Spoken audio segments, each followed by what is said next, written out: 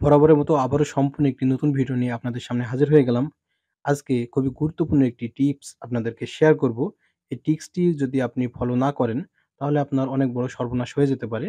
যারা imo user আছেন তাদের জন্য এই ভিডিওটি বাধ্যতামূলক। কেননা এই ভিডিওটি আপনি যদি না দেখেন তাহলে আপনি কিন্তু আ বড় ধরনের একটা ক্ষতির সম্মুখীন হতে পারেন। আপনার কাছে ছোট্ট একটি রিকোয়েস্ট, আপনি যদি আমাদের এই চ্যানেলের নতুন দর্শক হয়ে থাকেন তাহলে অবশ্যই আমাদের চ্যানেলটি সাবস্ক্রাইব করে রাখবেন।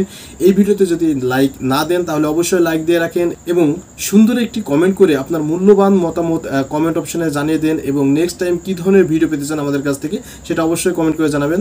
সবাইকে ওয়েলকাম ব্যাক। বন্ধুরা, এই কাজটি করার জন্য আমরা চলে যাব আমাদের ইমো যে অ্যাপ্লিকেশন আছে, ইমো অ্যাপ্লিকেশনের ভিতরে। ইমো অ্যাপ্লিকেশনের ভিতরে আসার পরে আমরা যে প্লাস আইকন দেখতে পাচ্ছেন, প্লাস আইকনে ক্লিক করব। এখান থেকে আমরা যেটা করব, মোর একটি অপশন দেখতে পাচ্ছেন, মোরে ক্লিক করব। মোরে ক্লিক করে দেওয়ার পরে আপনারা যেটা করবেন, এখানে দেখতে পাচ্ছেন যে সেটিংস নামক একটা অপশন দেওয়া আছে, সেটিংসে ক্লিক করতে হবে। ঠিক আছে? এখানে আসার পর আপনারা দেখতে পারবেন ম্যানেজ ডিভাইস, জাস্ট এখানে ক্লিক করে দিবেন। এখানে ক্লিক করে দেওয়ার পরে দেখুন কতগুলো ডিভাইস নেম এখানে শো করছে, তাই না? এখন এই ডিভাইস নেমগুলো কি সেটাই এখন মূল টপিক। এই ডিভাইস নেমগুলো হচ্ছে আমার যে ইমো অ্যাকাউন্ট আছে, প্রত্যেকের কিন্তু ইমো অ্যাকাউন্ট থাকে। ঠিক আছে? যখন আপনি আপনার একটি নাম্বার দিয়ে সাবমিট করেন তখনই কিন্তু অটো একটি অ্যাকাউন্ট ক্রিয়েট হয়ে যায়।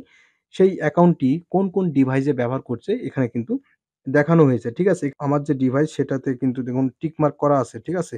এটাতে আমার এখন বর্তমানে এই অ্যাকাউন্টটি চলতেছে। এর আগে কিন্তু ৩ টা দেখতে পাচ্ছেন যে অফলাইন ৩ টা ডিভাইসে কিন্তু আমার ইমো অ্যাকাউন্ট চলছিল। ঠিক আছে?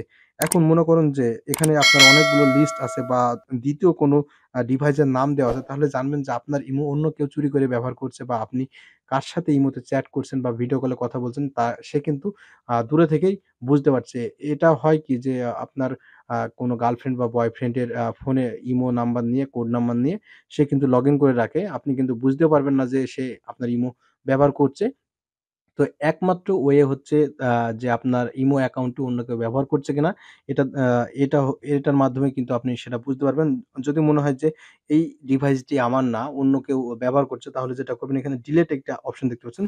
জাস্ট ডিলিটে ক্লিক করবেন, এখান থেকে ডিলিট করে দিবেন।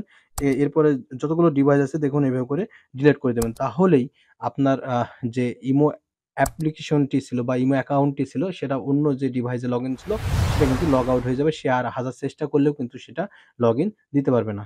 তো এই ছিল মূলত আজকে এই ভিডিওতে দেখানো। দেখা হবে পরবর্তী নতুন কোনো ভিডিওতে। নেক্সট টাইম কি ধরনের ভিডিও পেতে চান সেটা কমেন্ট করে জানাবেন। ধন্যবাদ।